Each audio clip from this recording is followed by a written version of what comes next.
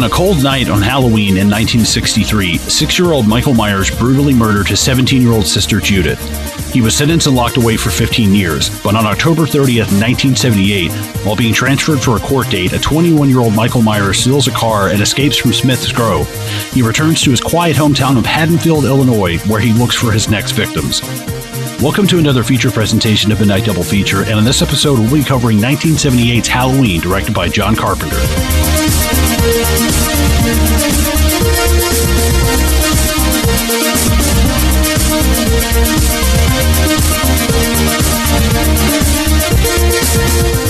Hey everybody, welcome back to Midnight Double Feature, coming at you with our coverage of Halloween from 1978, John Carpenter. We hope you guys are doing well. We're really excited for this episode, part 2 of our Halloween coverage, the second one being on our bonus page over on Patreon, but we'll get into that. Zohab, how you doing, buddy? Hi, I'm good. This movie's better than The Thing. Shut the fuck up. No, it's not. God, don't you fucking even. Before we even get into that. Than The Thing. No, it's not. God. Okay, hold on. Because I'm going to take the gloves off and Daddy's going to get mad at the dinner table. So before that happens, let me introduce myself. If this is your first time checking out the podcast, guys, we are Midnight Double Feature. There's an E on this motherfucker for a reason. We are going to spoil this movie from 1978. So I hope you've seen it. If not, come on, man. What's wrong with you?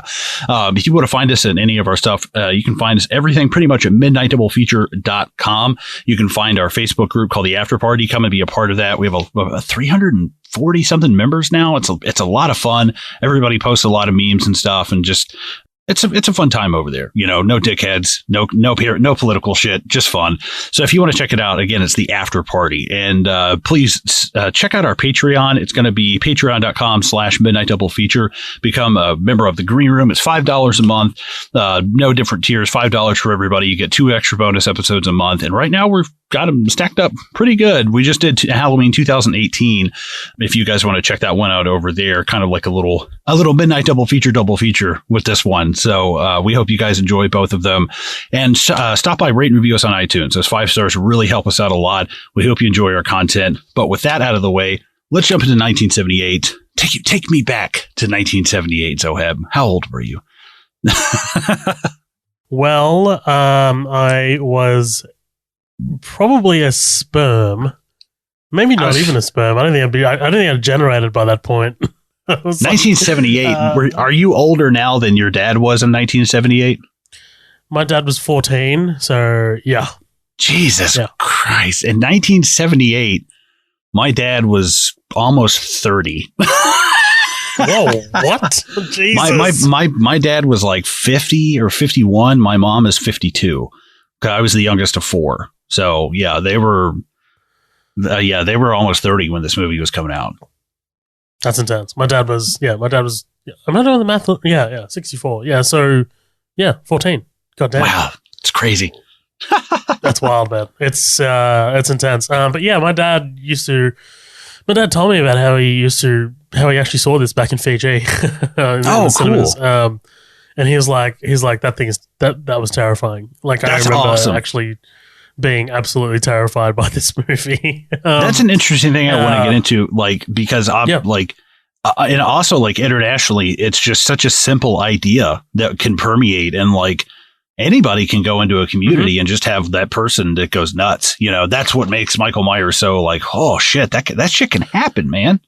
Yeah. Well, I mean, look, I only started this podcast by saying that this is better than The Thing because we had a little bit of a poll in the after party going, which The Thing won, and you know, rightfully so. I think The Thing is fantastic. The Thing like tripled. The Thing had like 28. The Thing overtook it, but like, here's why Halloween is the better movie for me, and I don't want the entire podcast to boil down to this whole argument or whatever. Halloween for me is more terrifying because it's plausible. You know, like I like the idea of a stalker breaking into your house, and dude, more so this year for me, especially considering that I moved out now. Like, like considering that it's just me and Steph now.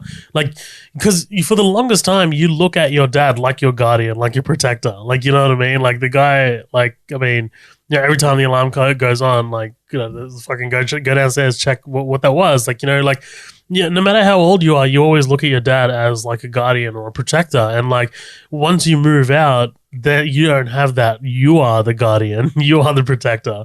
Yeah. And it's just like, fuck, man. Like, it's a little, especially in an apartment block, it's a little nerve wracking. Like, like all you have between you sleeping at night and probably some deranged murderer is one simple lock. Especially when you're renting, like, it's just one simple lock. It's just like, I don't know. At least they won't have a gun, There you go. Get yourself a nice blunt weapon. I know they probably have some kind of like boomerang staff combo for you, that would work. Staff combo.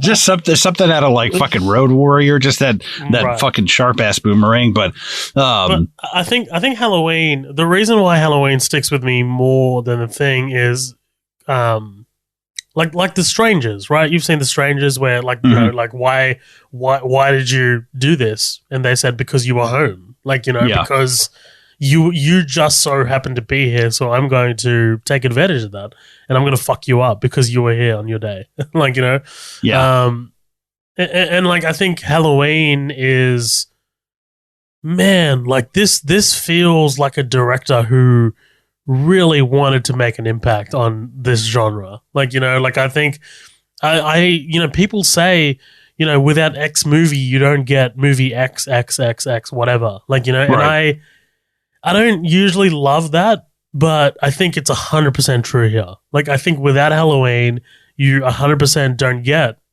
Friday the 13th. You don't get the big boom of slashers in the 80s that followed this. Like, I think this took the world by storm, and I think like there are only a certain number of movies like this that really kind of like define a decade. The following decade in this case, like we Reservoir Dogs or Pulp Fiction. Like when those movies came out, there were tons of movies that were really trying to replicate that style, and they didn't. They just couldn't stand on those shoulders.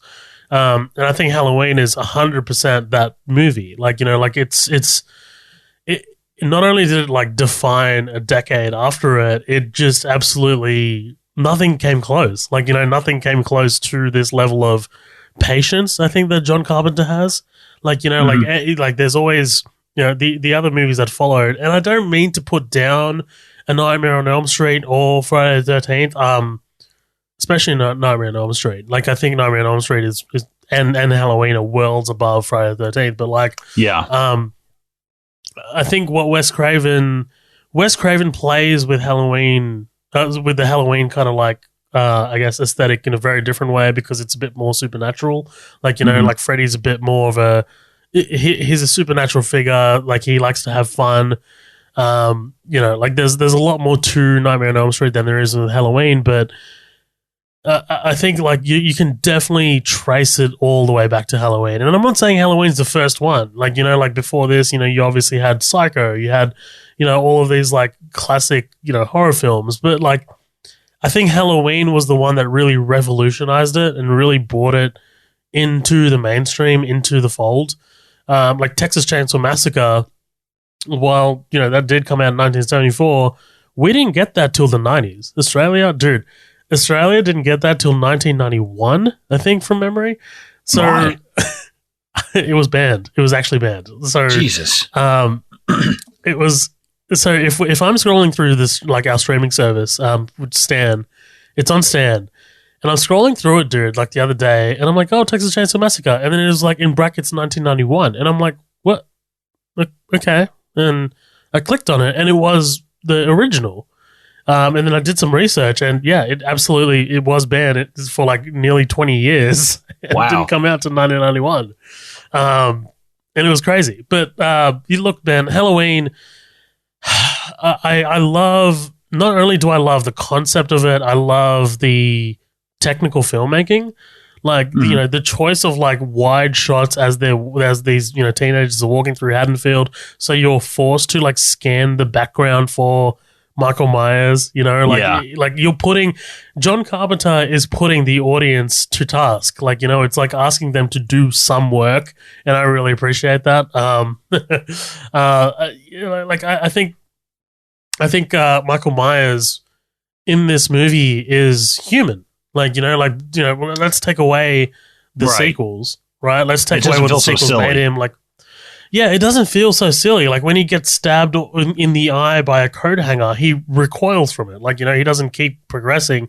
Oh, by the way, Colin's taking off his shirt and I can see everything and I love it. I'm so in love right now. I'm hot. I have my hoodie on as a cut. Lady with a gun. You, baby, and if it's quite alright, I need you, baby. Anyway, so. Lady in red beard. Love it. But yeah, look, by the way, I think, you know, this is something that I kind of wanted to hold for this main episode. Our histories with this franchise, I have not seen any other Halloween movie besides this one and the 2018 one. Oh, and I've seen the two Rob Zombie ones, which suck. I hate them. They're terrible. I think I saw one of the Rob Zombie ones in theaters on a date. Yep.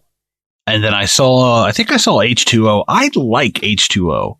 H2O was not that bad from what I remember. The one that has like Josh Hartnett in it. I'm sure parts of it haven't aged well, but I remember liking that one a lot. But I need to go back and watch it. Because I'll kind of start with my history and then go into my thoughts. Didn't really grow up watching these. Mine was like Nightmare on Elm Street. That was like our slasher thing that we watched. So I didn't really grow up watching these. I didn't really watch the first one until, I don't know. I mean, no, I take that back because I think on the last episode I said I didn't see Halloween till I was like 20. And that's not correct. I was like 10 or 12 the first time I saw it, but I did not watch it again until I was an adult when I was like 20. And I was like, oh, okay, like this is good. Like I like this, you know, and you can see all the stuff that it inspired, but I haven't really watched. I take that back. I've seen Halloween season 3 or Halloween 3 season of the witch, but again, I was like 10. So it's been 20 something years since I've seen it, but I think that, you know, there's a thing of like, because this movie does have that impact that you're talking about and that wave of effect, that because if you do talk about any of the flaws in it, that people kind of get, you know, it's the same thing with like a New Hope. New Hope is not a great movie. It's pretty fucking good. Like it is a pretty goddamn good movie, but I don't love A New Hope. It's kind of shifty in parts. Like I love Empire Strikes Back, you know, like shut your mouth, man. Shut your mouth. New Hope is not like a bad, it's not a bad movie. It's not a bad movie. It's just not my favorite one. Empire is like, God, I love Empire. But this one, the thing is, you can also love the movie, but notice some flaws and stuff. Like there's some pretty goofy ADR, you know, and I know this was 1978, but it's kind of glaring at some parts and it takes me out of the movie. And I love Jamie Lee Curtis and her, you know, the women that are acting with her are good, but there's something where I was like, man, this feels like dialogue that was written by like a 40-year-old man, but a lot of this was written by Deborah Hill. And I was like, man, is that really like the part that she was like, I have to go and get fitted for a dress and go here and do this and get my hair done. And I am so busy. And I was like, that feels like a 40-year-old man wrote that line, you know, looking at it at like a 2021 lens, I guess. But the feeling of like walking around Haddonfield and just kind of seeing what makes me think of Haunting of Hill House was like all of a sudden now you're looking on the perimeter and you're trying to find stuff. And I think the movie does a great job of that because on a second watch, you're kind of seeing Michael everywhere, but you're not seeing him at all because you're just kind of looking all over. And I'll admit, I watched both of these back to back last night. I went outside. I'm smoking a cigarette. I've got my headphones in. I'm listening to some music. And our back porch or our back patio is just kind of like connected to like weeds and grass and all of the stuff that the city owns. And there's grass gets pretty high when it comes up to our property. It's like 4 or 5 feet tall. You know, it's like weeds and stuff. And I was kind of like looking over every so often, just checking nobody's out there, man. Starts just to feel checking. a bit paranoid, right? Yeah. And I think, you know, that's something that Halloween, this movie, and The Thing do really well, is that paranoia. Like, like you can't chill. Like, there's like no moment of relaxation. Yeah. And I think there's something, for John Carpenter to do this, and then The Thing is 82, so 4 years later, to like redefine again, it's like, good God, man. Like, you made two of the most influential horror movies in a 5-year span, like it was fucking nothing. And on top, he's already made, I think, Assault on Precinct 13 at this point, and that's really, really well received. And it kind of sucks now because it's like, what happened to you, Escape from New York. That's Escape from New York. Yeah, another big one. Like and what a diverse, like, and They Live, Big Trouble in Little China. Like, he's got such a crazy array of movies, but it kind of sucks for then he did like that Mars movie, and it's like, Ghost of Mars. Ghost of Mars. John Carpenter's Vampires is like fun, but God, is it bad? Like James Spader's. Oh, yeah, Escape from LA. James Spader's name and John Carpenter's piece of shit in the mouth of madness. Fuck you. I will put a knife in your ribs. I swear to God. I will shank you. I will go fucking HBO's Oz on your ass. I swear to God. No, the thing that but it just kind of sucks because, like, his decline in his movies, I guess, it's like, man, you came out so fucking strong. And like I've said before, The Thing is my favorite movie of all time. It still is. I still think The Thing is a fucking perfect film. It's just a masterpiece, and it's a masterpiece not only in like body horror and special effects and what was going on at the time, but also in just like tension. It does such a good job. But this movie does that in a way that's so good because, again, Michael can be anywhere. And this movie kind of just, I think a lot of this movie kind of is on Michael's back of like, where is he? Cause like you see that first point of view, and we can just go right, because that's my kind of opening thoughts. We can go into this first scene right here. This is a great segue. When we see this first point of view of him killing his sister, you don't see that point of view really again. And then after that, you're going, okay, I know what this guy sees, and I know that that's terrifying. So like, where the fuck is he? So just this whole opening scene, I think, is cool because it's like, hey, you see this? You're never going to see it again. And that's it. That's the end of it. It's like, damn, that's cool. I like that. I like the fact that it kind of sets you up for, you're going to play Predator, but then you're going to have to go play Prey. And it's like, oh shit.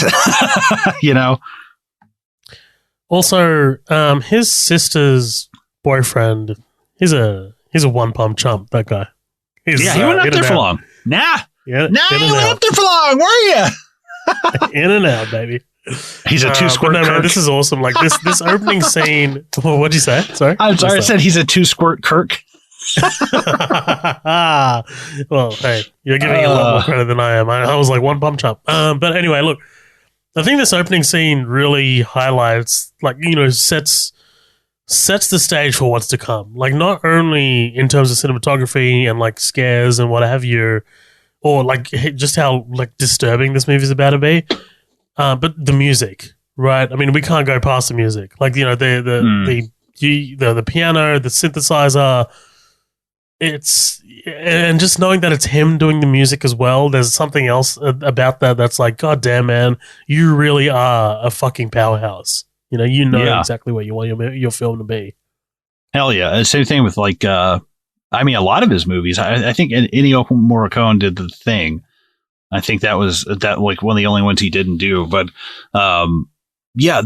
also like setting up this first person view, and there's parts where it's like, where I'm like, okay, that's definitely that can't be a kid. This is like a 6 foot tall person, But when it comes off, it's like, okay, I get it. They probably technically couldn't get that close, but the thing of it being the kid and him wearing the mask, it's like what we were talking about in the 2018 one was, why does he care about this mask? And it's like, yeah, if he really gave a shit, he would go back and get the very first one he killed with, right, like, yeah. Right. Yeah. But the whole first person view thing, I'm sure that wasn't the first time somebody had done that, but I'm sure that blew some fucking minds when this came out.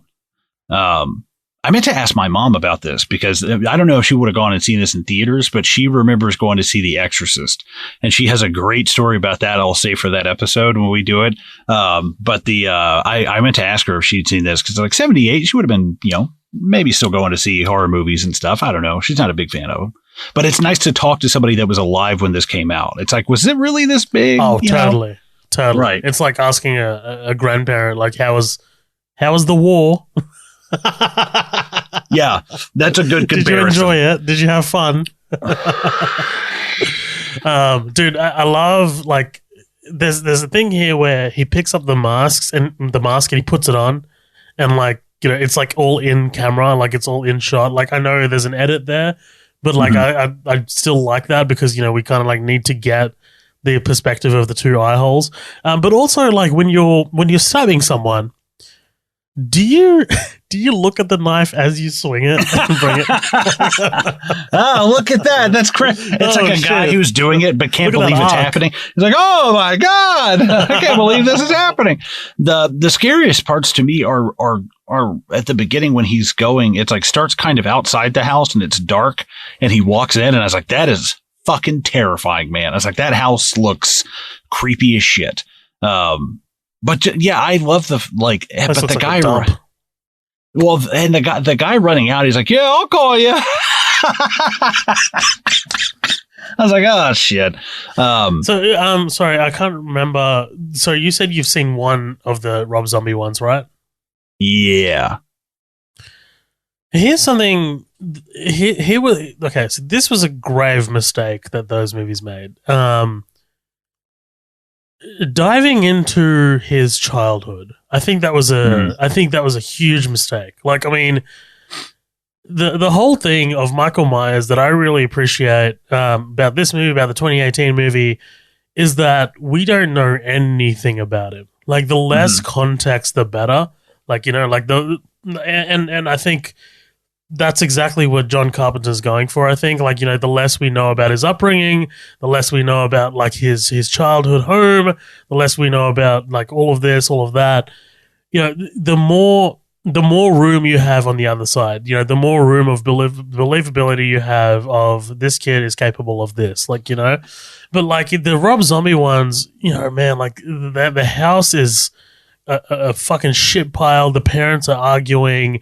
Right. The parents are always like, you know, they're always at each other's throats. They're fucking like publicly or something. I don't know. There's something weird in that movie about, like, you know, it seems like they're trying to justify a lot of stuff, you know? Yeah. And, like, you know, there's a lot of justification, and I think you're 100% right. Like, it seems weird to provide reasons for his murdering. And it's just like, why do we need to do this? Why do we need to show that this is why he's fucked up? Like, you know, there's a scene where he's like torturing animals, and I'm just like, he's not Frankenstein. I don't need to sympathize with this person. In fact, I don't think anybody should sympathize with Michael Myers. Like, that's not good. Right, exactly. If you are sympathizing with Michael Myers, please call us because you need some help. But anyway, I think, you know, that it runs into that issue. The Rob Zombie one runs into that issue of trying to explain away why he's doing this, and therefore it makes it less scary. Visually, Michael Myers in that movie is terrifying. He's played by Tyler Mane, I think. Tyler Mane played Sabretooth in the original X-Men movie, so he's right. Massive. He's a big guy, big frame. And, you know, visually he looks terrifying, but it's kind of like taken away, man, when you know what this guy's about. And, like, I get that's what Rob Zombie was going for. It just didn't really work for me. I like not knowing, you know? Like, unless your initial movie sets up a mythology, like A New Hope, that they say, hey, yeah, Darth Vader was betrayed by this, you know, or Anakin was betrayed by Darth Vader, blah, blah, blah. Like, they kind of at least half-ass set something up. So I'm like, okay, cool. Like, at least there's some kind of mythology. They mentioned the Clone Wars, you know, stuff like that. But it's like, yeah, Michael Myers, it's better also if he just grows up as a normal kid and he just is fucking evil. You know, that means more if it's like, no, this is not something you treat in a facility. Like, this is something you're born into, you know, this is something he'll always be. This is, you know, it's like, it's almost like an animal's gonna do what an animal does. You know, it's not crazy. If you're watching this as a teenager or even as a child, God help you, then that gives more reasons for your friend sitting right next to you to be potentially Michael Myers. You know, because it could be anyone. Like, you know, it doesn't have to be the person who was downtrodden as a child and, had was it in poverty or anything like that. It could be anyone. Right. And I think a big thing too is just that kind of with that anonymity. It helps because it almost I almost wish Michael Myers was just like a thing that came out every Halloween to kill. Like if it were not a person who existed day to day. Right. If it were the trick or treat little guy, Sam, and I kind of was like, man, it'd be awesome if Michael, if you had taken Jason Voorhees' story and Michael Myers was a kid that got killed on Halloween and every Halloween he came back and killed teenagers. I was like, that's fucking cool. And I was like, that's awesome. It's like, if you could just somehow combine those. But I think the thing also about Michael Myers that's so terrifying in this is I think that a lot of it hinges on the performance of Nick Castle, but then also that face and the fact that his eyes are just black the entire time. And and it's like, Jesus Christ, man, it feels like a mannequin with a person's body underneath it coming at you. You really feel like there's nothing there in the face. And I think with body acting, you can give stuff away, with your hands and your movement and your gestures and stuff, but he keeps it so flat. He keeps it so sterile. And that's really what I like is there's not a whole lot of like, oh my God, what's going on? Like crazy, Nick Cage hand gestures and shit. Right. Less so like Ghostface, right? Because like we know that it's fucking Matthew Lillard under there. It's like, yeah, less animated. But But yeah, I think the thing that also cracks me up is when you're watching this and after he goes outside, he stabs her and they're like, Michael? And the shot lingers for so long. And I was like, dude, they can cut this very quickly. And it just kind of made me laugh because the parents just stand there. I'm like, what if you go frozen in the house? Like somebody's obviously hurt. Like somebody go in the fucking house. By the way, that is a comically large knife. Comically. It's dude, because he's holding it like in a downward position.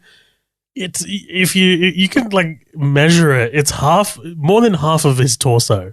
That's how long it is. Like that kid can barely fucking hold that thing. And this is where after he kills his sister, we intro into Loomis. And I kind of wish we just started here. I don't really need to see him kill Judith Myers. I don't mind it, I guess, but I would have been fine with this movie starting here with Michael's just a psychopath. And these first shots pulling up and seeing these guys out in the field, I was like, okay. I remember watching this for the first time and be like, oh shit. I felt that in my stomach going that's creepy as fuck, man. That's one of the creepiest shots in this entire movie is just them coming around the corner. I was like, what? It just made me so fucking scared the first time I saw it. It's terrifying because you barely see them, right? I mean, it's kind of just little sort of white shapes just kind of grazing out there. And it's just man, what is that? I can't really make it out. It's the implication of them. Yeah. Right, exactly. And them kind of turning, but not only that, you get the score, the dun dun dun dun dun dun dun dun dun dun dun dun as we pull up. Yeah, it's awesome, man. I really dig it. Yeah. By the way, I love this movie. Did I say I really love? I don't know. I don't know if in my opening thoughts I actually said that I really like this movie. I fucking love this movie. Sorry about that. Yeah, it's pretty good. But coming back to this scene, when they pull up and there's all these people out in the field, it felt almost like Night of the Living Dead at first. It's just this feels like George Romero for a sec. But of course, Michael ends up stealing the car. He gets away from that lady. The shot of him coming up the back of the car, and it's like, oh Christ, man, Jesus Lord, what is this thing? I could not imagine the worst thing possible. Just all these people from an insane asylum attacking your car. Holy Christ, that's terrifying. I got a question for you. Yeah. Loomis's regard for Michael. Mm.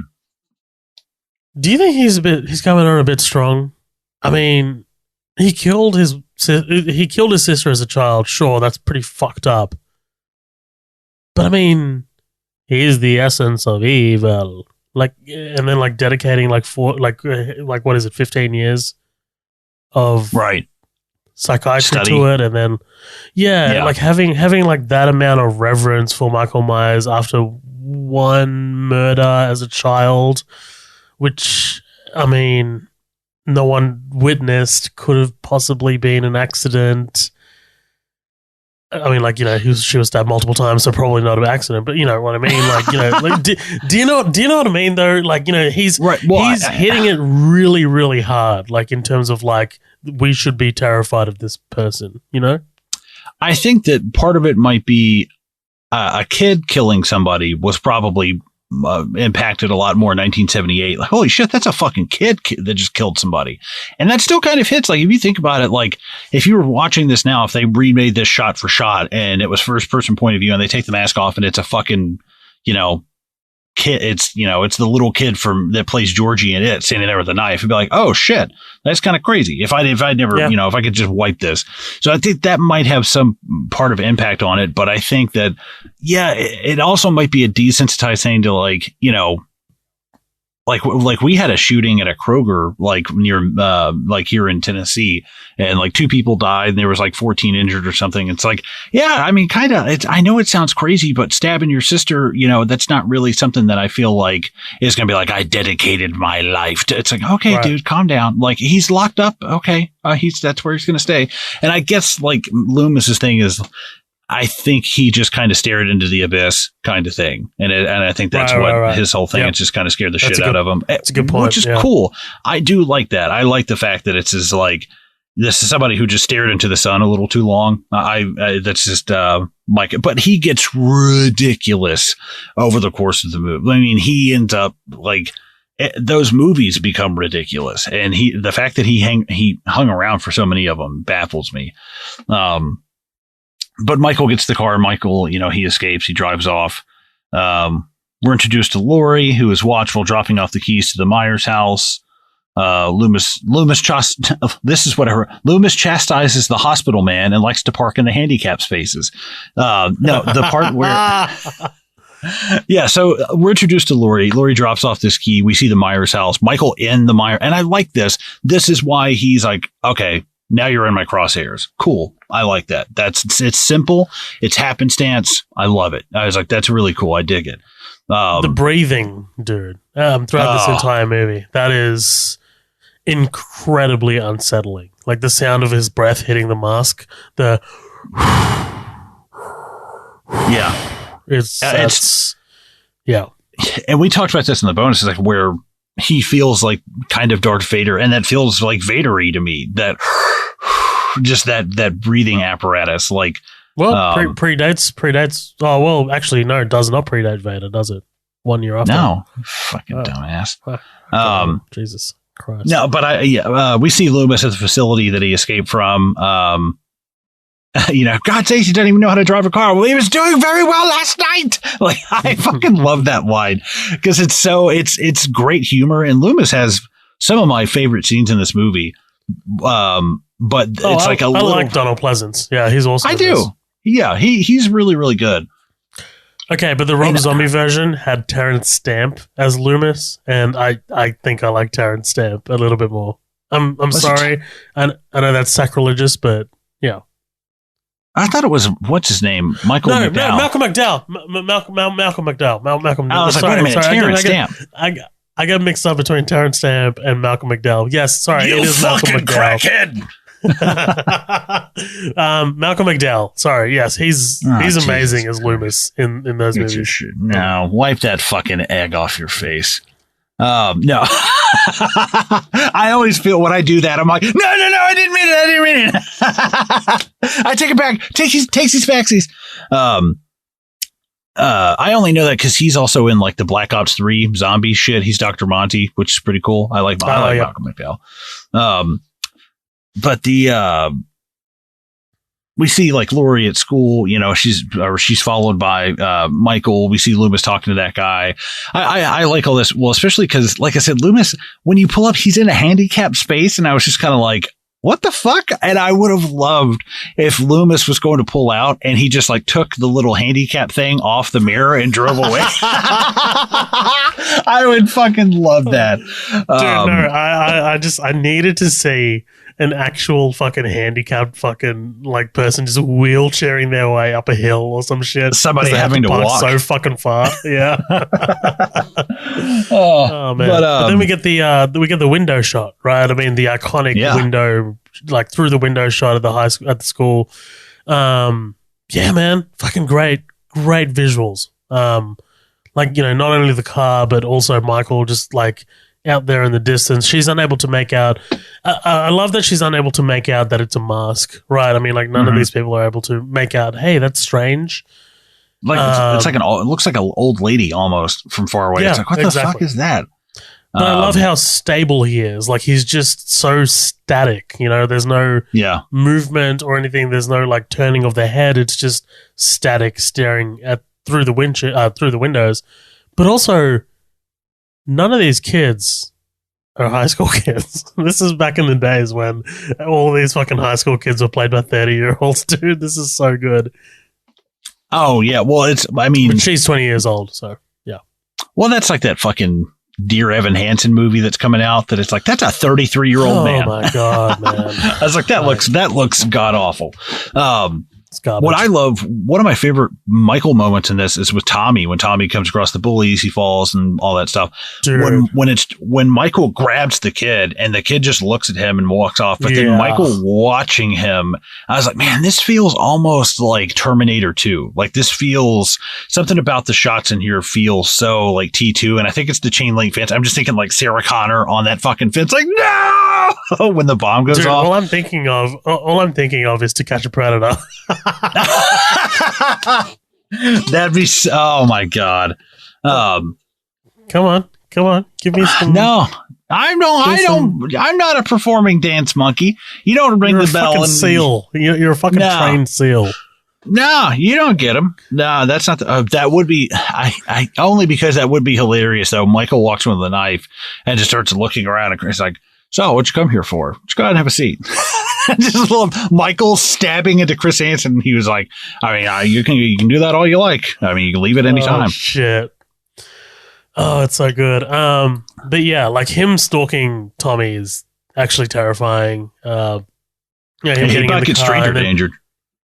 Yeah, no, totally, absolutely. But like, also, I love the shot. You know, from like the back seat of the car, we follow Tommy through the car. Like that's it's good stuff. And when he's driving the car around, I was like, I feel like I'm in an episode of Cops because it's got that roll cage in the back. What you want? What you gonna do?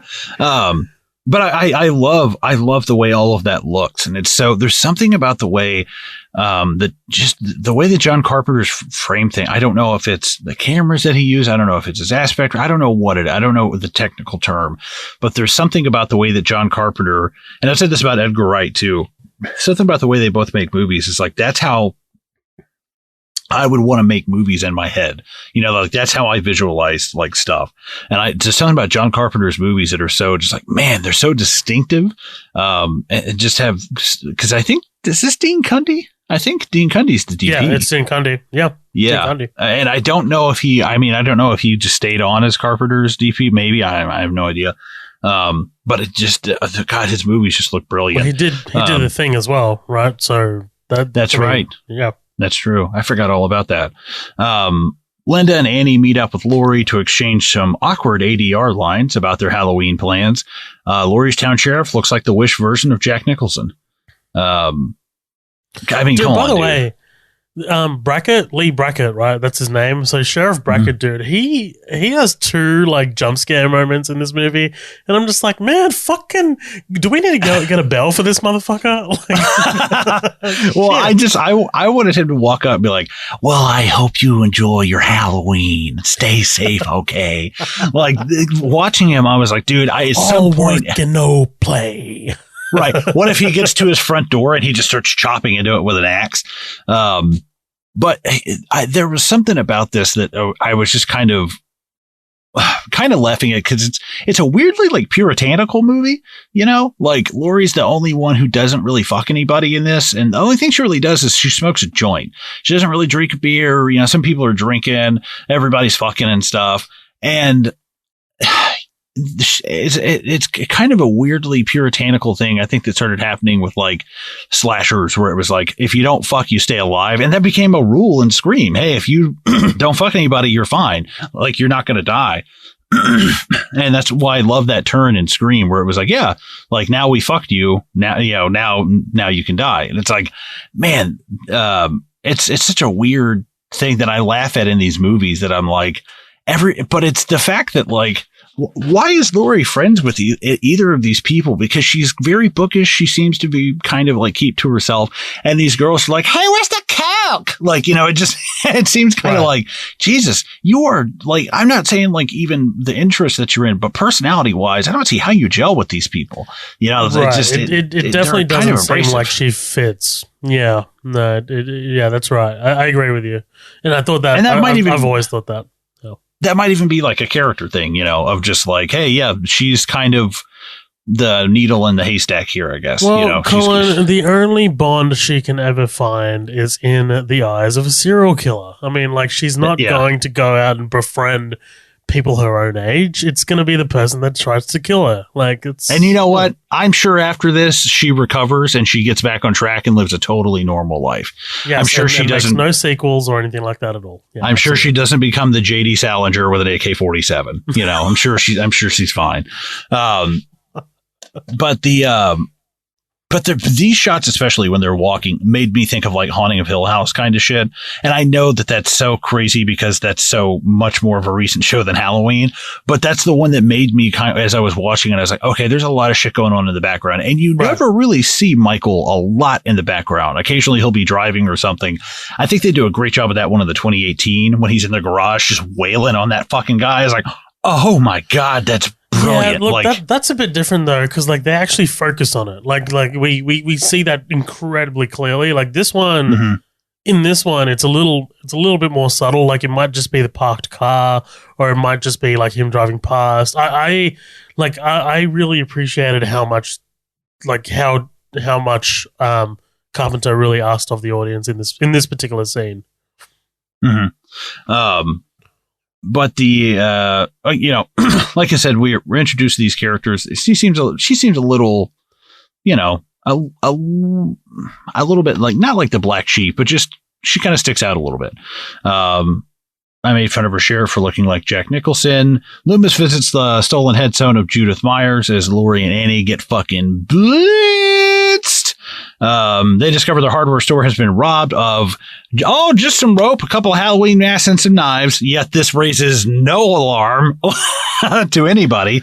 I was like he dismisses it as like a couple of kids who just broke in, stole some masks, some knives, some rope. I'm just like, hey man, combine those things together, you have a rapist on your hands, right? Or you have a lynch mob, Yeah, this is a little bit of a weird, weird reaction from you, to be honest.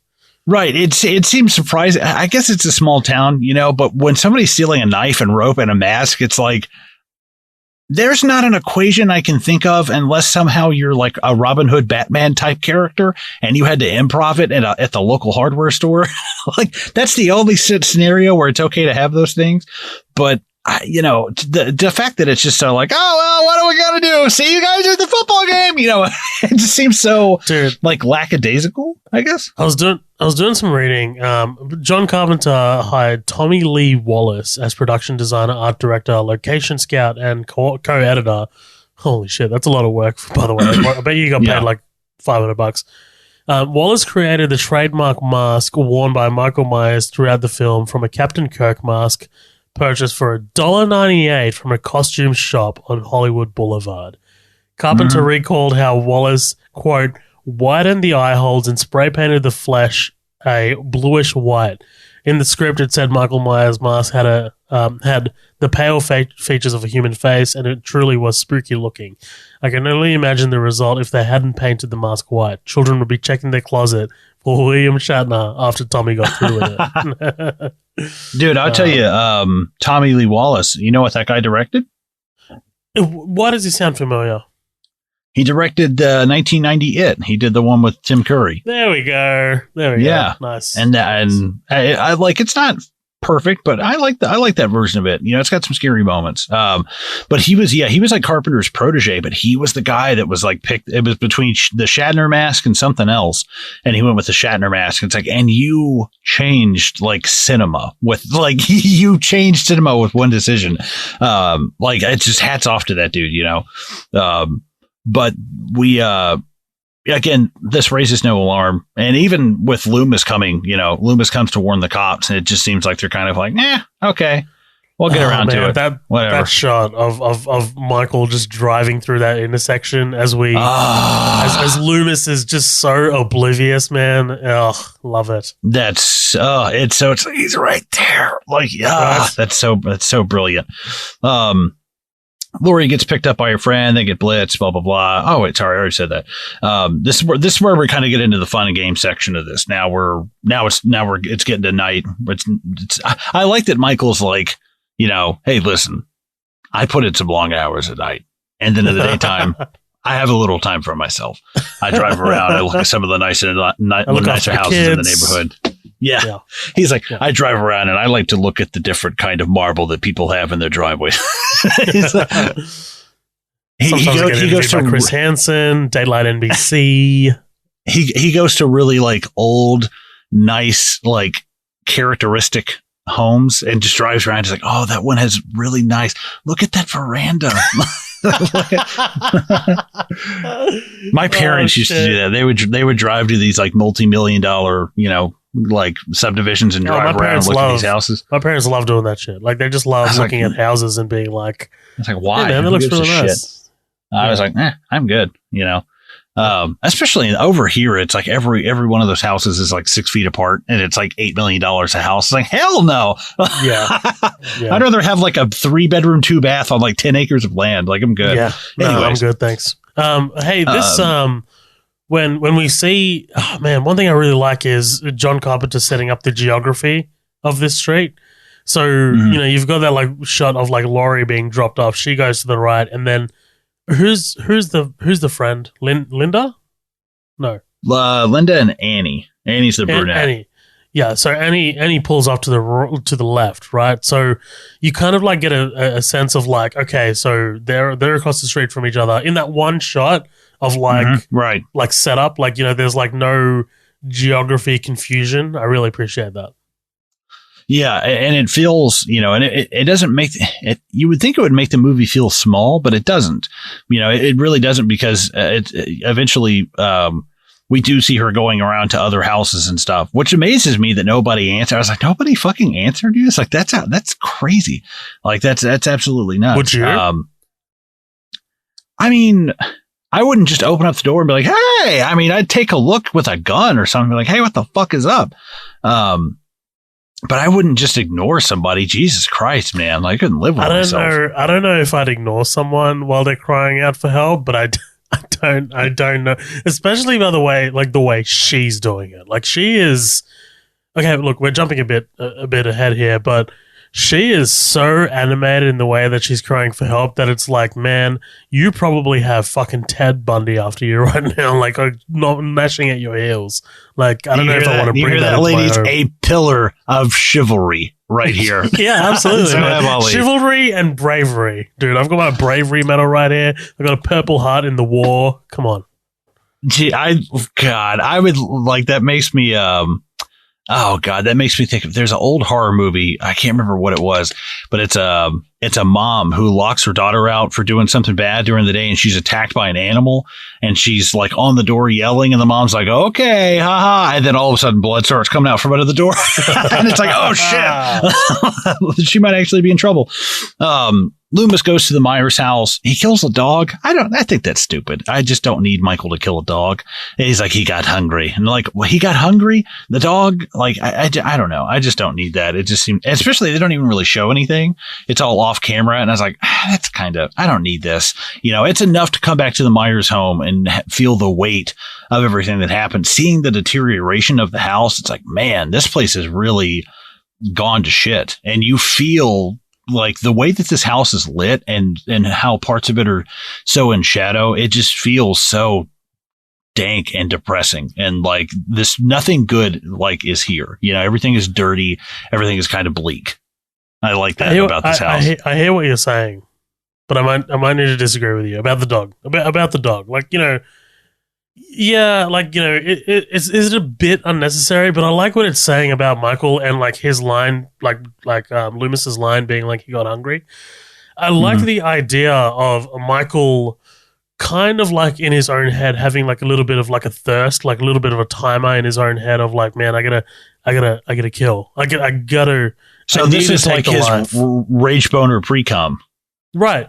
Yeah. Rage boner pre-com. Okay. Exactly. That makes sense. sense. Rage boner pre-com. Like, you know, like kind of like, man, like it's a dog, and like, you know, it's not enough, but it's gonna satiate me for now. Like, you know what I mean? I like the idea of that, like of him being like so evil that he needs to continually have that feeling of like, you know, it's like in, you know, true crime podcasts or like true crime documentaries that you see of like serial murders or rapists, like, you know, they consistently like feel the need to like sexually release. Like, I feel like it's like that, like, you know, like of like, let me get this out. I need to get this out. Like, you know, right. I don't know. Like, it's like, it's very simple, like a simple throwaway sort of like shot and like a very simple throwaway line. But to me, it tells a lot about who Michael Myers is. Yeah. I think what really sells it to who Michael Myers is Loomis's, because he kind of gives like some of the only backstory you really get on Michael Myers at the house, at the Myers house, and that's when he's talking about he goes full exposition. Right. When I met him 15 years ago, I was told there was nothing left, no reason, no conscience, no understanding, and even the most rudimentary sense of life or death, or good of evil, right or wrong. I met the 6-year-old child with this blank, pale, emotionless face and the blackest eyes, the devil's eyes. It's like, damn, that's pretty gnarly, you know? Like, to hear an adult talk about a child like that and be like, let him die. like, but the funny thing is, where Donald Pleasance like evolves in this movie, he almost becomes like Emperor Palpatine, like 6 times. Like, he almost has like an Ian, like oh, what's his name that plays Palpatine? Ian McDermott. Yeah. God, he's such a fucking good actor. But Loomis basically that's kind of the only backstory that you get here. But he says he's going to hang out here in case Michael comes back, which is, I was like, that's smart. I was like, I agree with that. It's rare you see smart decisions in a horror movie. It's like, yeah, that totally makes sense. Let me see here. Michael stalks Annie while Lori and Tommy watch The Thing. It's so weird. It's so weird that they would put an Easter egg to the best John Carpenter movie in Halloween, you know, like that's so weird. You mean before he made that movie? Yeah. Before he even made it. It's so weird, dude, that he had the foresight. I know. I found it really interesting because like, I'm like, he must have had, you know, like did he write the script for The Thing? Did he write it as well? I'm not sure. I mean, I'm sure he probably had something to do with it. The Thing is my favorite movie. I don't even know who it's written by. Fucking hell. I forgot it was Dean Cundy to even said anything. I was like, oh yeah. But he, because I think I heard him. There's a really, really fun video on YouTube. It's Bravo's Top 100 Scariest Movie Moments. And they just take all these like classic horror movies. It came out in like 03 or 04 on like the Bravo TV channel, but they actually have like really good moments of horror. Like they have a lot of really, really, really solid horror movies, from stuff that came out at the time, from like The Descent to like Rosemary's Baby and Suspiria. But I think John Carpenter was on there talking about The Thing from Another World. And he was like, I saw that. It scared the shit out of me as a kid. Yeah. And he's actually born not far from where I live. I think he was born in Kentucky. I know he lived there for a while. But he seems like he would be such a dick, but it's like, God, but you're fucking brilliant though. Like you not only, when you think about like it would be enough just to be the guy that came up with bum bum bum bum bum bum bum bum, but you came up with like one of the most infamous pieces of music of all time. And not only that, then you're the guy who's like, yeah, bitch. And I wrote it and I wrote it and I wrote it and I directed it. It's like, oh my God, dude. Like you would have to have like the biggest ego on the planet after that. I would be like, dude, I'm a genius. You would be Suck Christopher my dick. Nolan, like asking for like a $200 million project for your next go around. Yeah. Right. He's like, I don't give a fuck. Pay me, motherfucker. But, Michael stalks Annie while they watch the thing. Dog, right? Yeah, another dog kill. Which I was like, damn. Wonder how they shot maybe that. I don't know, but this may be why I don't want the first one in there because we get one right after it, and I'm okay with him killing a dog. I mean, I'm not just glad to see it, but it's one of those things that I think that resonates way more nowadays than it does back in 1978 for somebody to kill a dog. Be like, you motherfucker. Right. Back then they were like, you so fucking mutts, you can kill them all. Yeah, I know. Right, yeah. My dad told me when he was a kid that they had a dog that had puppies, or a neighbor's dog that had puppies, and he just put them in a sack and threw them in a river. I was like, oh my Christ, dude. And he was like, it was like the early 50s, and he's like, people were like poor, and so I was like, Jesus Christ, man, like fix your fucking dogs, people dude. People were bored, so they fucking drowned their dogs. No, people were poor. He's like, they didn't have like the money, like they were poor. Okay. I was like, Jesus Christ, man. But I wondered that too. Is it like a trained dog? Does the dog like go to sleep? He's like, and the dog just knocks out for him. Because like you get that shot of like the bottom half of the dog's kind of like body, like its legs are like going limp, and I'm like, man, how did they do that? Like, yeah, they just gave the dog a bunch of NyQuil, and he's like, they had to edit out him like his drunk little doggy dreams. The dog just watched the thing and fell asleep. Yeah, the movie that wasn't made yet. But have you seen Thing from Another World? I've never watched that. I've heard it's I've never watched it. No, I've never watched the original. Like, dude, judging by the few like snapshots in this movie, it's pretty different. It's pretty pretty different. I don't think there's any like blood tests in somebody's head turning into like a Venus flytrap or anything. But there is a moment where, I mean, the Thing is like a dude who's like a monster. And the way they filmed this is they set this guy on fire, and he comes walking through the camp, and they start throwing buckets of gasoline on this stunt man. And it's like, holy shit. How the fuck did you get away with that? Like, that's absurd watching that today. But anyways, I digress. He ends up killing the dog. They decide to carve pumpkins. What do you think of Jamie Lee Curtis in this? She's young. I'm not trying to be a dick. I mean, she has some okay moments. I'm not just like completely blown away by it, but I enjoy it. Yeah. Well, I mean, it's important to remember that she's 20 years old in this movie. And it's kind of jarring that the opening credits say introducing Jamie Lee Curtis. That's so jarring. But like, I think she's good. Like, I think she's subdued. Like as compared to her friends, like she's very kind of like a bit more low key, like you said. So her character kind of like sticks out in that way, but I like the way she reacts to things. I like the way she interacts with these two kids, especially with Tommy. Like I really enjoy that. I think she does a great job in this movie, to be honest. I think she's awesome. Mm-hmm. Yeah, I like her pretty well. I think that, it's kind of like looking through a lens of like, man, you're really young. This is kind of like one of your first like breakthrough roles. I think she definitely sells the shit out of being scared. And that's one thing. It's like, there's moments where when she's not, where it's just Lori, just before all the chaos and stuff. And I'm like, well, there's moments where I'm like, I don't love that, but it's like, you're only 20 years old, kind of a break. We see Annie gets locked in the fucking laundry room, and I was like, this is like 2 steps away from being like a Step Siblings Pornhub video of like getting stuck in the dryer.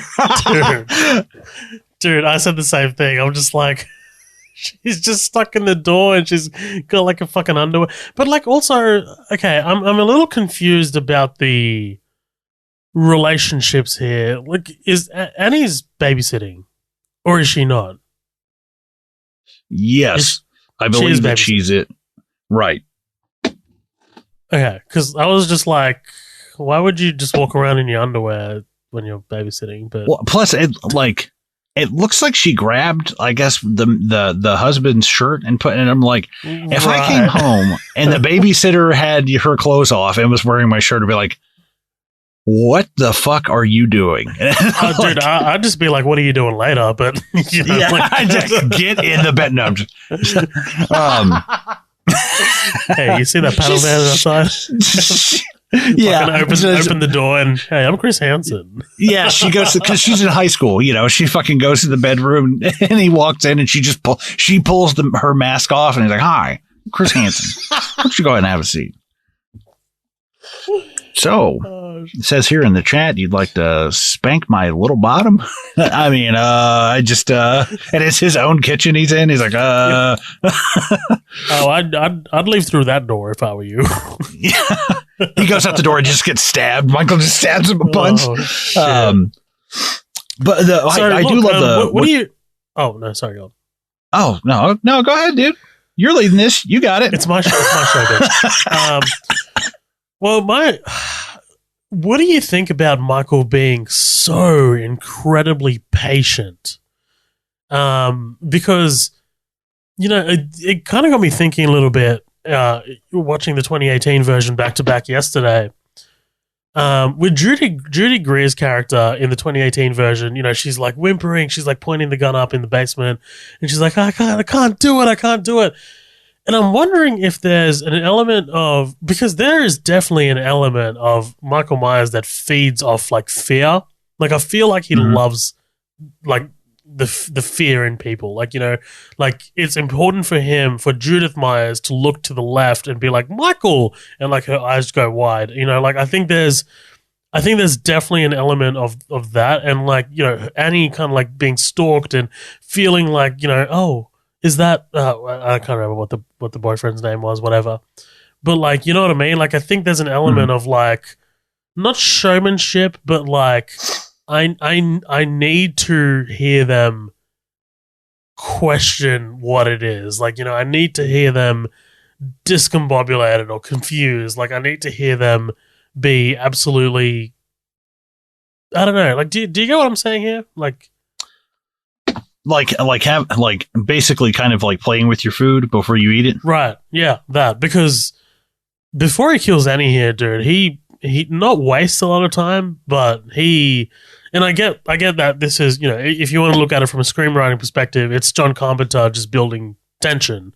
But, making sense in the story, this is Michael Myers waiting for a very long time to kill someone. A very long time. Yeah. Well, and I think one of the best shots, too, is when she's tugging on the front door and you just see him at the back window just looking in, just like, what's going on in here? And then he just goes right back. But it is kind of like, because I was watching this, it's like, oh, yeah, she's going to get killed right here. And I was like, oh, no, she lives for like a while after this. Yeah. I was like, we don't really get a kill. Like, I mean, shit. I don't think we really, no, she dodges this and then she drops off the kid and then she gets killed. That's what happens. Yeah, it blows my. It's like walking across the street in your underwear with a shirt on, and I was like, "What the fuck?" I'm like, I'm not trying to body shame anybody. If you were a man or a woman walking across the street in your underwear with like an oversized shirt on, she's a gorgeous woman. Like, don't get me wrong, like she's fucking pretty, but like I'm just like, yeah, you're around children in your underwear. That's inappropriate. Get some pants on, you whore. No, I'm just kidding. But Annie ends up ditching her kid with Lori and she goes home to get killed in the garage. That's pretty brutal. That is a brutal kill because she's struggling there for a while. And it's like, God. Dude, but when she decides to go for it, it's fucking hilarious. Like the actual death, it's just, it's fucking funny. She's like, and slides down. I was like, oh, it's so God. Fucking good, dude. One of my favorite examples of an actor or actress going for it, just like like a death scene is The Dark Knight Rises.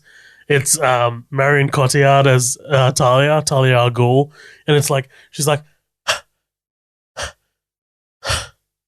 I haven't seen that movie in ages. Fucking funny, man. But we can agree it's the weakest one, right? Yeah, I'd say so. Yeah. Yeah, I like it, but the weakest of those three is still a pretty damn good movie, for the most part. For the most part, it's good. It's my least favorite Nolan movie, I think. Yeah. Anyways, but yeah, so Andy gets killed. The kids are at home watching the movie, talking about the boogeyman. Loomis has one of the best moments in the movie right here when the kids show up to the Myers house, like, Lonnie, you better get your ass out of here, and the kids take off. The look on his face, so like, so dude, the smile, the little that was actually pretty good. Yeah, I love that, man, and that, like, I think there's something Loomis is like, so that's what it feels like to be the boogeyman. Like that's funny, to scare these kids off, and it's really one of the only humorous moments of the movie, and it's so weird, and it's such a small random moment, but for some odd reason it fits so well in here. And it's so funny, he scares the kids, and then immediately the sheriff, he's like, oh god damn it. And he gets scared by the sheriff, and the sheriff's got a point. Nothing's going on, what the fuck is up? What are you gonna say?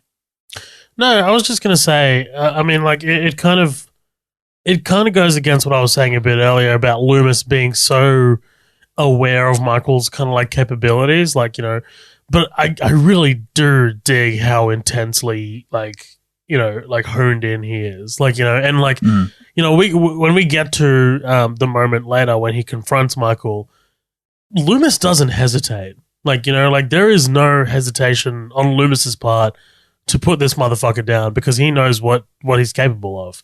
And it was really I think in a movie like this, it was really refreshing to have a character who knew what they were capable of. Like, I think a lot of slashers that followed Halloween, like Friday the 13th or whatever, you always see teenagers rock up to Camp Crystal Lake and, always be like, ooh, the legend of Jason Voorhees. Like, they never, like, no one was ever like, he's super dangerous. Let's fucking get away from here. Like, leave. Mm-hmm. So it was really refreshing to have a character like this, to have this perspective. Yeah. Well, and there's why you were talking, because, after the scene with, basically the cop's like, hey, nothing's going on. What Loomis is like, trust me, he's here.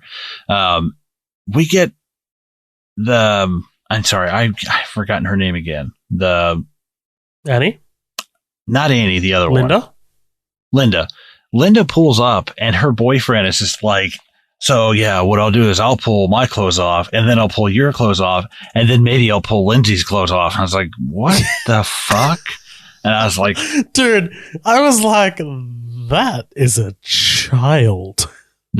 Two adults wrote this, and one of them being a woman herself. And I was like, that's shocking. And I was like, maybe that's just saying something about Bob, but like Linda, what's weird? It just like Linda goes to take her pigtails down, and he was like, I said, leave them up. It's like there's something kind of creepy about that relationship now that I'm like, and I don't feel bad when he gets, maybe it's just a joke, just total like dark humor. I get down on some totally dark humor. I don't know this guy well enough. Bob, you're going to come into my fucking life and throw your dick at it. And just, I don't know you. Shit. By the way, and really, I think from memory, fuck.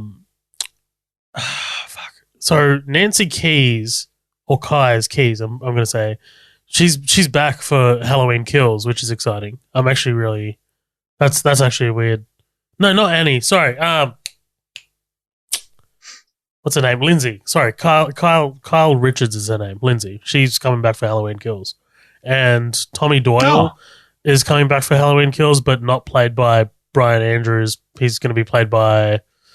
fuck, I can't remember. I'll get it up for you later, but yeah. That's pretty cool. I like that they bring these kids back. Yeah. Yeah, that's a hell of a long time. But let me pull my notes up here. Linda and Bob show up to fuck, and they both promptly get killed.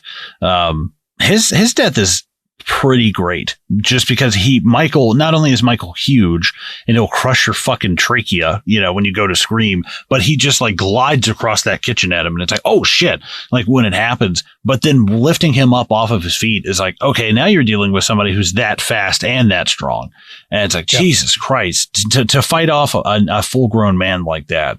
What did you think of this kill the first time you saw it?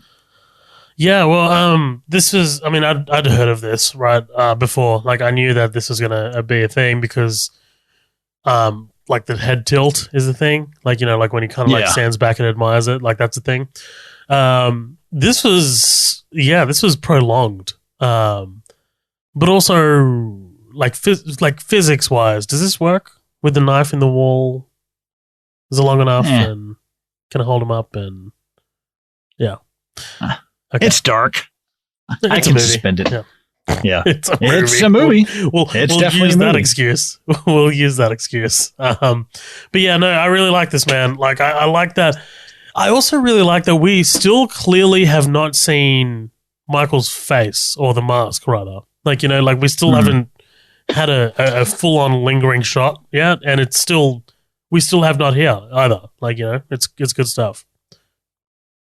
Yeah, I think there's something about just keeping that face in shadow for so much of it, and really kind of waiting until the end to fully give that good reveal. It's like, because you've seen full reveals of it, but it hasn't really been up close yet. I think the holding that till the end works. Right. Like, if you're watching this in 1978, something's wrong with his face. like there's something weird about his face right now. Like, I mean, before we get, what do you got? You got some kind of pig nose under there? What's going on? You one of those can't get rights? Yeah, you one of them pig men? Like, come on. What if that's just that? I would fucking die if it were just like Michael Myers' face, but he just looked like he looked like what Kramer was hunting in Seinfeld, the pig man. Like, I would, like, that's exactly. And he just goes running off. That's one of my favorite Seinfeld episodes. I love that. That's so good. Like, Pigman would give you a ride. I think Bubble Boy trumps it. Yeah, there you go. That's a good one. That's a good one. You want to talk about Tits McGee, Linda? Oh yeah, this is pretty terrifying though. Him walking in with the glasses, and it's like, oh, so you're a prop comic now? Okay. Well, okay. So this was my excuse for, like, because in the bonus episode, I was like, I don't love in the 2018 version, like, Michael going to these great lengths to create these big, like, tableaus, these big set pieces of, like, like, I'm gonna kill these two police officers. One's gonna be holding his head. It's a jack-o'-lantern.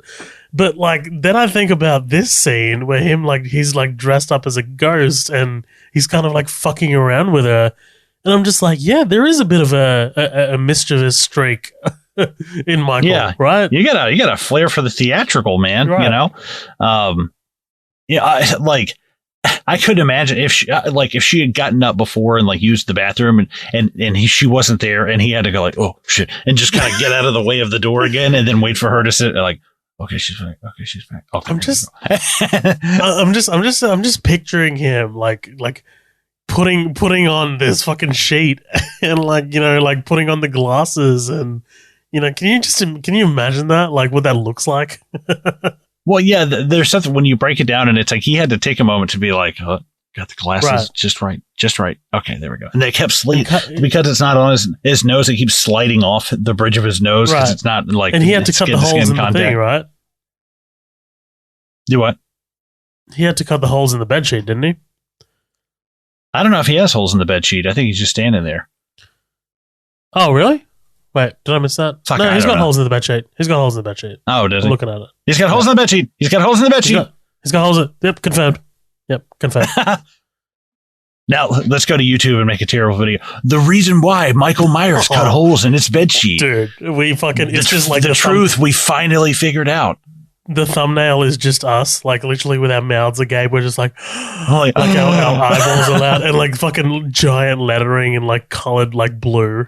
Yeah, we know some people who might make videos like that. the fucking worst of YouTube, dude. We know some people who might make a video like that. I got a nephew that watches those, and it's like, come on, man. And it's like, he's 10. I'm like, I don't care. Fucking come on, man. Yeah. But she ends up getting strangled with the phone cord, which I kind of found hilarious because they're just kind of like always on the phone and stuff. So I was like, it's pretty funny. I love Laurie thinking that she's getting railed. like at first. But I also like that Laurie catches on. Like, that doesn't sound like fucking pleasurable. You know, I like that it's not a bit. Like, you know, it's not like a comedic bit. Mm-hmm. Like, she actually catches on to it. Right. She's like, all right, Linda, listen, we all know you like it rough. You don't have to call and brag about it. He put it in the other hole again, didn't he? Yeah. 1 for yes, 2 for no. But Loomis ends up finding the car, which sends him down the street and kind of puts him on the trail of Michael Myers. I like that. There's something about Loomis, and it kind of feels the same way about like Michael in the 2018 one, just them walking around like the sidewalks of Haddonfield. I love that. There's something where it's like this feels like the stage of our play. You know, this is what really feels like this whole, it's not just this house. It's just this whole kind of town. And I love that. Even though we don't really explore Haddonfield like at all in these 2 movies, there's something just about like, it just, you know what kind of town it is. And I don't know why. You just kind of like, I have an instinctive feeling of like, man, I feel like I know this town. Laurie goes over next door and goes to investigate, and that's where she finds all of her friends. All her friends are dead.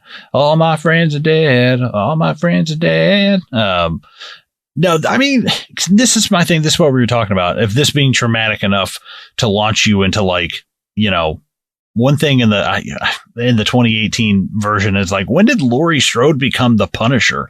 You know, it's like, Jesus Christ. And I think that's something is like, is this, you know, traumatic enough? It's like, yeah, I mean, if somebody tried to kill you, trying to kill you alone would probably drive you to be like, fuck, I'm just going to be a hermit.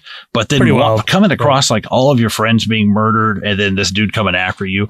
I mean, God, it's just that face, man. It's just that blank.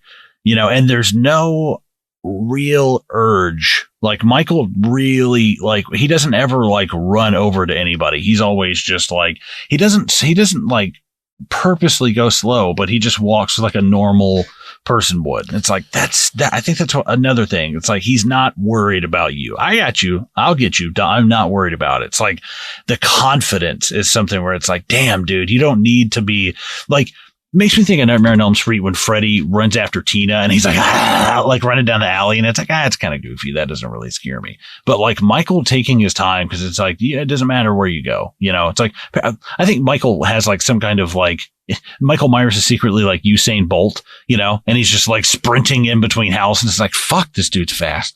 Yeah, I think I agree with that, dude. Like, I really, because like you see him cross the street like a bit later, and like he's walking in like a normal speed, normal pace. But I think, yeah, like the confidence is also really terrifying. I think that is an element that really adds to Michael Myers. Dude, when she gets away from him, you know, he attacks. She finds all the people who are dead. She gets next door and realizes the door is locked, and you see him come from like the side of the house. It's like, oh Christ, man. But it just keeps cutting back and forth. And each time he's just a little bit closer and a little bit closer and a little bit closer. It's like, God, it's almost like It Follows, you know, having to sit there and just watch this thing come at you. It's inevitable. Yeah. I mean, cause and the thing that also too is like, he's not huge in this one. Like Michael Myers is kind of a very normal sized guy in this, maybe a little on the tall side, but in the other ones, this guy's like, it's like Jason Voorhees, you know, he's just this massive guy. And I think I prefer that version of it, of just like, almost like a, I don't know, like a giant, just a giant version of like a can't get right giant version of Michael Myers. He looks like a plumber in this. Like, you know, like even with the overalls, like he looks like he's just here to fix your pipes. Right. Yeah. But, she ends up getting inside. She gets the kid. I like this, about Laurie, because she's always kind of putting the kids in a safe space and then relocating them until like when Michael's down, she's like, get the fuck out of here and go now. And it's like, so it's like to remove the kids from the threat and you stay behind. It's like, damn, that's like a tactically smart decision. I dig that. But she ends up getting inside, and that's where she stabs Michael in the neck with that knitting pin, I guess. What do you call it? Sewing needle? Yeah. Did we go past? Oh, did we already go past the shadow, the silhouette, kind of like in the cupboard? Like, are you talking about when she's upstairs in the doorway? Yeah. Did we already go past that, or? I don't think so, because we're not upstairs yet. We're still downstairs on the couch. Oh, okay. Hold up. Did I fuck that up? Yeah. Yeah, you fucked it up. Calm down there, Charlie horses. We'll get there. No, dude, we have passed it. She's upstairs in Annie's house, and she'll be downstairs in her house when she returns to her house. You fucking idiot! Oh, fuck! I don't know. You piece of shit. Well, what did you bring it up for? What did you bring it up for? Because it's fucking amazing, dude. like you were talking about the shot where his face kind of comes out of like the dark. Yeah. Is that what you're talking about? Yeah. Because that's the one they redo in the 2018 one. Yeah, except it's her. I can't go past that, dude. I'm sorry. There's something, for you, the iconic thing is, them arriving at the psychiatric hospital and they're just like roaming around. This is the iconic thing for me, man. Like, this is like his white face just like stepping out of the shadows. Ugh, that is terrifying. And like her in like terror. By the way, he has a free stab at her at that moment. Like, he has, hell yeah, he has the element of surprise, and he just skims her arm, and I love it. Are you talking about when she's in Annie's house? Yeah. Right. Yeah. Like that almost reminded me of like the faces of the flashes of the face from The Exorcist. Like the Pazuzu face, flashing out. But yeah, like like you said, it's like fucking brain her with that thing, man. Yeah. Just right in the back of the old noggin, right in the base of all those nerves and stuff. You get a good slice of it right there. Yeah. I mean, like, you had the element of surprise and everything, dude. Man, I can't go past Carpenter's score, man. Like, I can't, like the dun. Well, I can. We end up going. No, I'm just dun. Yeah, and then you get the other note, the tin tin tin tin dun, dun, dun, dun. Oh. I remember, I think I was like 12 or 13, and for my birthday my uncle got me the soundtrack on CD, so I've got this somewhere. Why? Why? So you can never sleep again? No, I mean, I remember liking this movie, but it was kind of like, I don't remember liking it enough for someone to buy me the soundtrack to it. But he was just like, yeah, you like scary shit. And I was like, hell yeah, I love scary shit. And I wore that thing out. I love the bum. It's like, and then the next note that comes in, the next note after that, where it's like, yeah. It's really simplistic, but it's sense of urgency. It works. I love it. Yeah. So yeah, like I said, she stabs him in the neck with the big ass sewing needle, and the thing is, like, she stabs him and she's just kind of like, oh well, that's over with. I'm like, you're a little too, like, she just lays down on the couch. She's like, I'm like, I don't know if I could be that comfortable at this moment. Like, I'm questioning that. Like, I get it. You're probably in shock. I get it, but like, oh, I couldn't just be relaxing like that. I love the cut to Loomis just like wandering the streets outside, like he's got his hands in his pockets, just like scanning around. There's something hilarious. Right. There's something hilarious about the urgency that Laurie's in, and then like the the contrast of like Loomis just walking around casually. Right. Strangers in the night. Loomis is out there just singing. That's a great shot, is when she goes upstairs and she gets the kids, and then you just see Michael in the background and nobody's reacting to it yet because they haven't seen him. It's like, oh, come on, man. And like a half a second later, one of the kids says something, but she ends up separating herself from the kids, and she locks that. I mean, I like that she's wrapping the thing up with the wire, like she's already kind of getting ready to prepare herself. and there's something too about about getting him in the eye. And not only that, because that's not when his mask comes off. His mask comes off the next time once he gets up, right? No.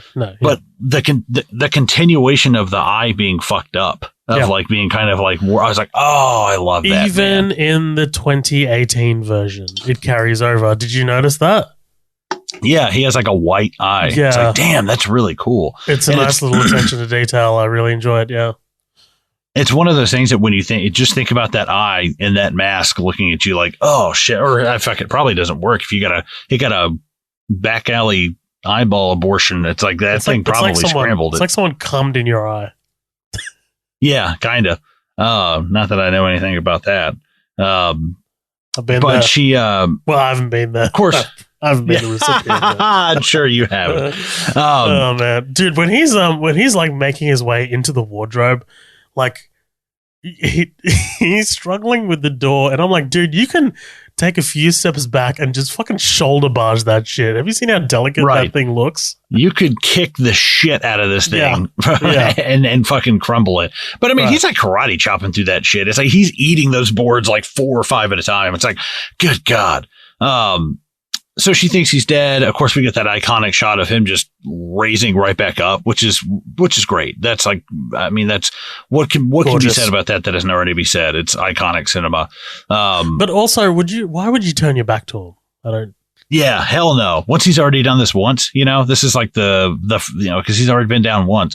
I love the kids screaming out of the house. I hate this movie. No, I'm kidding. I know. Yeah. I love the kids just coming and screaming out of the house. And Loomis doesn't go like, what's wrong? What's wrong? He's just like, it's like, I know where I'm needed. He just walks right in. He doesn't even try and comfort the 2 kids. He's like, oh, that must be Michael. Right. The kids just get picked up by like just a white van with free candy spray painted on the side. And it's like, oh, thanks, dude. Thanks for scaring him out of there. He's like, oh, God. He doesn't even help them cross the street. They just get run over by a fucking Mack truck. Right.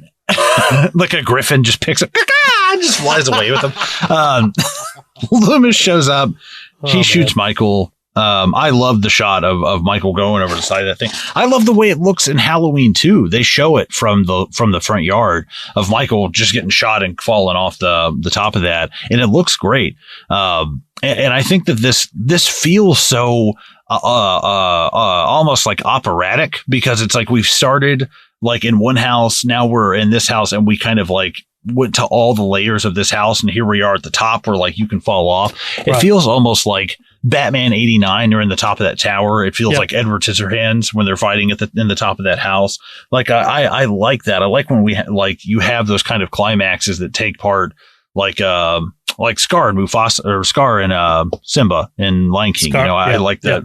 Them being up there, but I think he shoots him like fucking 7 times. By the way, I don't think he shoots him 6 times. I'm pretty sure he shoots him 7 times. Do we want to clarify, Patrick? If you're listening to this, how many times did he shoot him, please? Dude, again, I just love the way that he doesn't hesitate. Right? I mean, like there is no, he's my patient. Maybe I've got some time to save him. It's like, no, I'm gonna fucking put this guy down, man. Yeah, this is not. Kelsey Grammer's Fraser Crane would hate this man's level of psychiatry. It's some would call it borderline unprofessional. I don't agree with it personally. It's a bit of an extreme method, but no, I think it's so, and him going out there and checking the grass and it being gone, and just that there's 2 things with the ending here. Whenever she's like, it was the boogeyman, he was like, actually, yes, this time it was. Like, that's a great line. That's really good.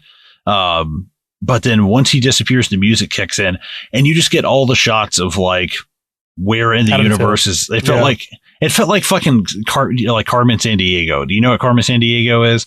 Was that ever something you grew up with? Damn it. Okay, never mind. That was on like person. It was like a TV show called Where in the Universe is Carmen Sandiego, or Where in the World is Carmen Sandiego. It was like a kid's educational. This is just one of those things, one of those cultural things. You like, you didn't watch Carmen Sandiego? Where's Wally? Like, you could have said anything else.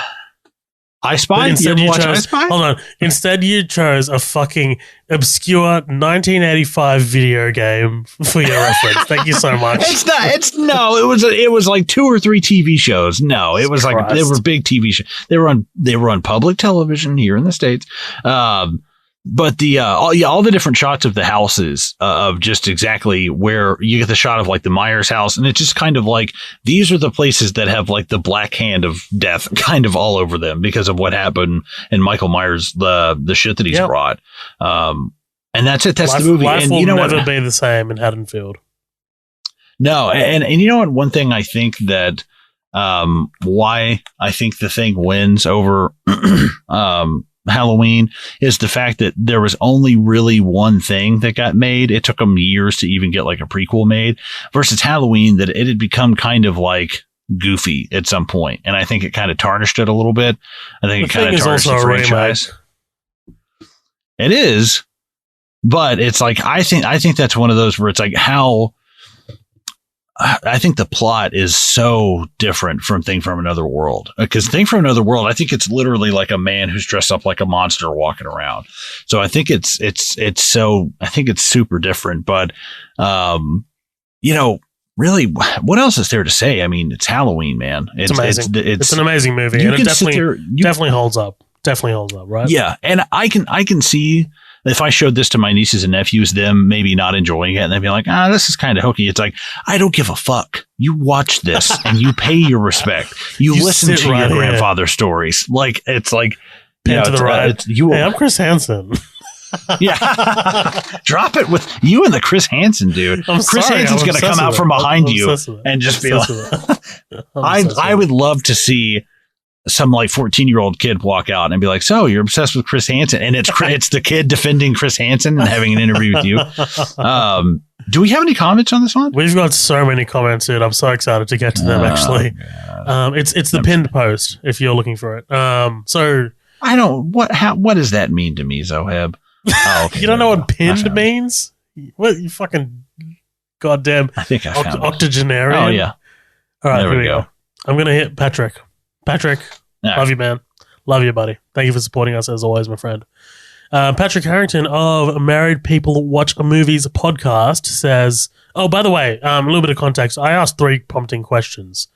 I asked, does the John Carpenter classic hold up for you? Is this the ultimate horror film? Is this the best Carpenter film? Now, people answered this. Patrick Dude, I said Patrington. Patrick Harrington. Patrick Harrington says, yes. I'm surrounded by my children and a dog we're watching, so it's hard to get my thoughts together, but this is such a standard bearer for the genre. So much so that the writer for Friday the 13th took notes so he could rip this movie off. Did he really? Did Sean Cunningham really do that? Damn. I mean, I think it was like they were definitely aping on a lot of what Halloween had done. Yeah, totally. He says, you have a stalking, motiveless, and then brackets for this movie at least, killer who just wants to murder people. That's Michael's only life goal, to murder. It sets up the tropes for slasher movies that Carpenter didn't even intend to. So many movies copied this that they became tropes. The score is iconic. Arguably Carpenter's best. The mask is iconic. Michael's characteristics are so iconic. The goddamn Undertaker stole his sitting up move. I love that he needs to sneak a fucking wrestling reference in there. This guy is just like a guy stealing second base. Like, right. He goes on to say the movie is simply iconic. Not without a few faults though. Who the fuck taught Michael to drive? How is Loomis still a licensed psychiatrist? He fucking sucks as a psychiatrist, but still well acted by Donald Pleasance. By the way, a little bit of an aside here. Is Michael the only patient that he has? Right. Michael's parents were loaded and just like paid Loomis a lot. He's like, I've got to so much money. And now that nothing's really happening, he's like, no, I've got to go to this place and investigate him for weeks at a time. He makes up issues. He's just like, yes, and he was also wanting to be a transsexual. And of course it's 79, so his parents are like, oh, you got to fix that. We can't have that. Yeah, man, you gotta go rid of that shit. He can go ahead and stab his sister all he wants, but man, we ain't letting him be a tranny. Yeah. He says, Patrick finishes off saying, "This was also my gateway drug into the horror genre. I became obsessed. My brother and I would go down the aisles of Hollywood Video, searching for any and every random horror movie we could. I love this movie, if you can't tell." Thanks, Patrick. Nice. And he also links a spoof of a deleted scene of him like getting driving lessons, dude. It's fucking hilarious. I need to watch it. I haven't checked that out yet. I'll take the next one. I'll do Liana Fallon. Liana Fallon says, definitely holds up, launched the slasher flick genre, which is easily my favorite kind of horror movie. In my opinion, also has undoubtedly the best iconic score. Whether it's the ultimate horror film, hard to say. Despite arguments of it being a ripoff, I think Friday the 13th has a more interesting storyline, especially since the first movie doesn't actually even feature the killer Jason. I'm also a huge sucker for the camp setting. As for whether it's the best Carpenter film, I would say that it comes second behind The Thing. Overall, though, iconic. Can't agree with that more. I would think that's unfriending you, Liana. Well, she I'll introduce her to the cult of all the genius people who think that The Thing is better than this. Yeah, the interesting thing about this movie, dude, is that it like permeates like generations. Like I already told you about how my dad told me this was a terrifying movie.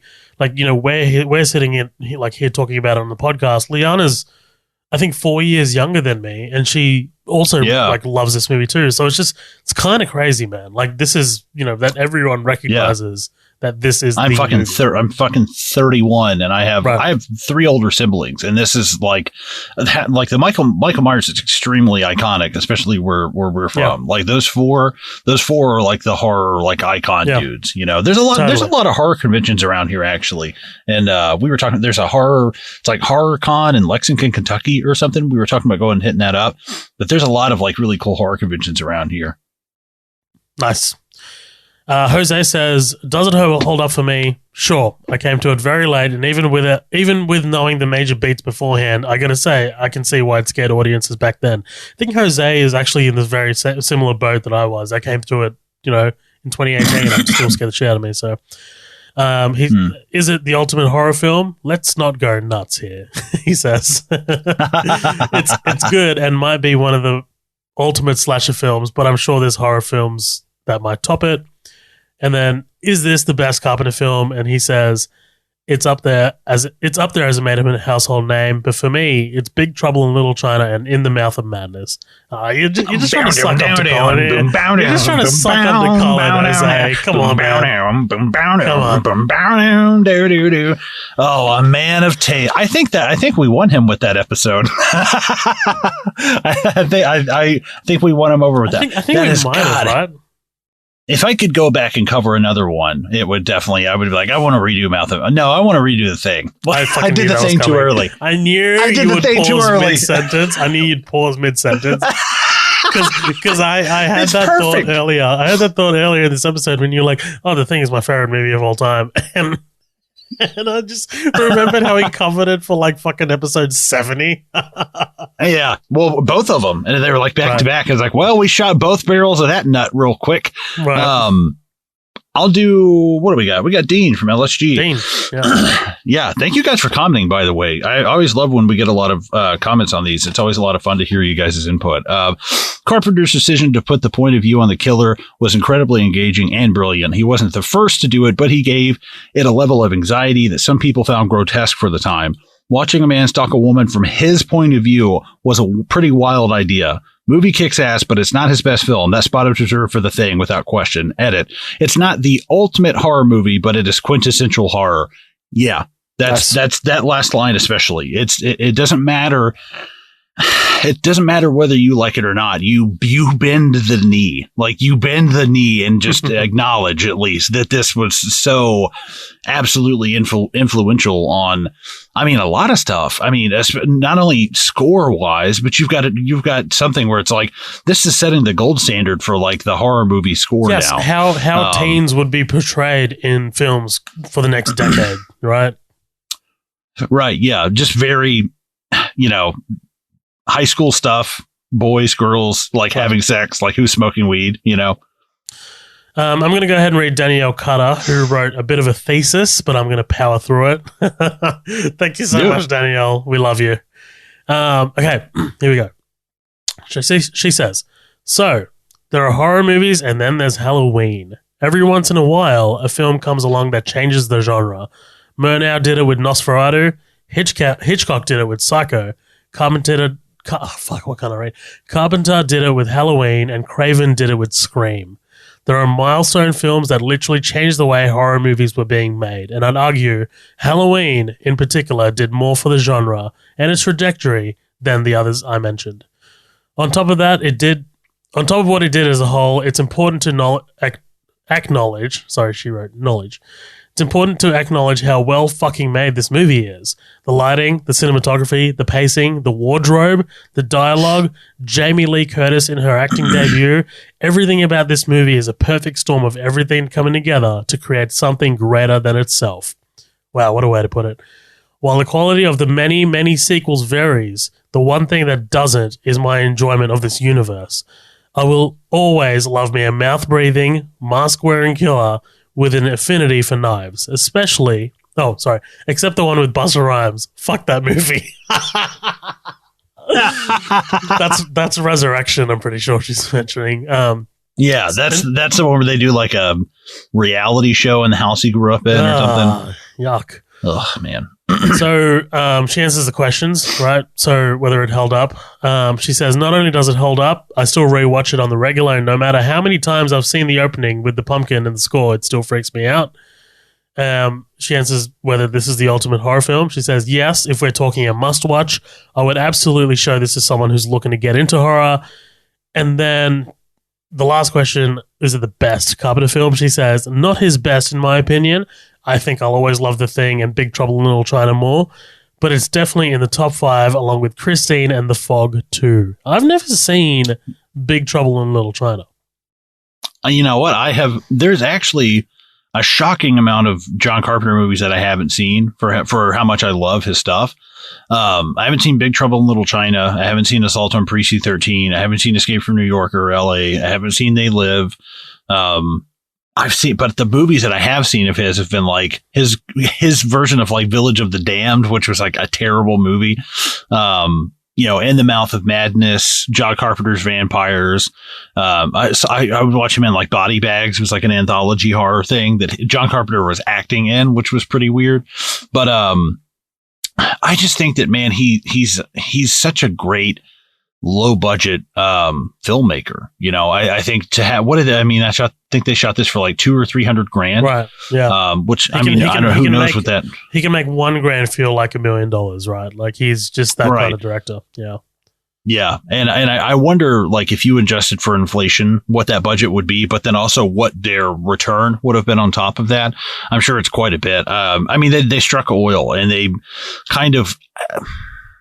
I think the best way to describe what they did is they legitimized a genre.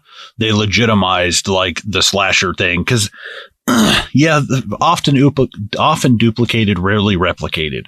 And I think that a lot of things came along that were similar to this, but just could not, replicate what this one had done.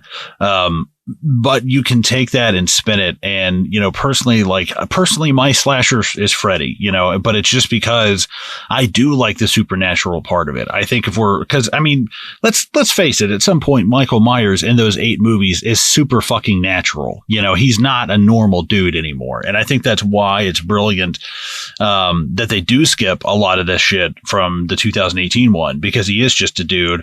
But then it's like, yeah, but now he's a 63-year-old man. And I don't know how. I don't know how scared I am of that. He'd probably still fuck you up. But I think the thing that's great about this first movie is he is just a dude, and getting shot 6 times does send him fucking flying back. Versus the other ones, it feels like he could withstand a fucking, like a bombshell. I think in the end of one of those movies, he walks into the woods and it's just a bunch of guys with guns and they just fucking unload on him. And I was like, Jesus Christ. But it's, like I said, it's quintessential horror. Even if you don't love it, you still got to pay respects, and I'm glad we covered it, but I am ready to get the fuck out of here. You good to go? Yeah, man. This has been a blast talking about this and the 2018 film. If you guys are not Patreon members, check it out. It's in the Green Room, which is our bonus only, members only club. There's a whole bunch of bonus episodes on there. Yeah, I think, honestly, our backlog is growing in terms of like what we've got on there. And I think, just in terms of like, we are ramping up the quality of those episodes pretty well. Like, I feel like those are getting better and better. I really appreciate those. They're doing okay. They could be better. There's always room for improvement. Yeah, again, you can find everything at midnightdoublefeature.com. We also have merch as well. Check it out. We have free balloons for the kids. No, I'm just kidding. If you get that, if you get it, you get it. If you don't, I can't help you. But this has been a lot of fun. Yeah, this has been a lot of fun. We hope you guys enjoyed this episode, and we will catch you on the next one.